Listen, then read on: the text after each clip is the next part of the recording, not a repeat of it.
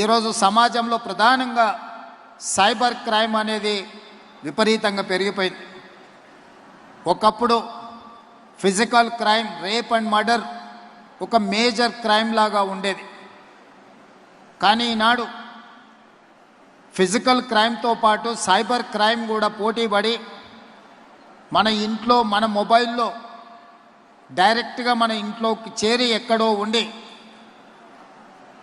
పక్క రాష్ట్రంలోనో పక్క దేశంలోనో ఉండి మన యొక్క ఆర్థిక వ్యవస్థను కొల్లగొట్టడానికి ఈరోజు సైబర్ క్రైమ్కు నేరగాళ్ళు ఎక్కువగా పాల్పడుతున్నారు. ఎవరు అని గుర్తించే లోపల ఖజానా ఖాళీ చేయడమే కాకుండా మన ఖాతాలు కూడా మొత్తం మాయమైపోతున్నది సొమ్ము. రకరకాల నేరాలు సైబర్ క్రైమ్లో ఈరోజు జరుగుతున్నాయి.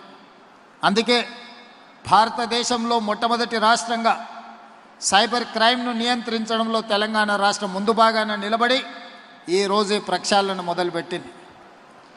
ఐఎస్ఐ యాక్టివిటీని నియంత్రించాలంటే కూడా కౌంటర్ ఇంటెలిజెన్స్తో పాటు ఆక్టోపస్ లాంటి సంస్థల్ని, టెర్రరిస్ట్ యాక్టివిటీస్ని, లేకపోతే మిలిటెంట్ యాక్టివిటీస్ని కంట్రోల్ చేయడానికి గ్రేహాండ్స్ లాంటి సంస్థలను ఒకప్పుడు ఆనాటి ఉమ్మడి రాష్ట్రంలో ప్రారంభించిన మన పోలీస్ వ్యవస్థ ఈరోజు దేశానికే ఆదర్శంగా నిలబడ్డది.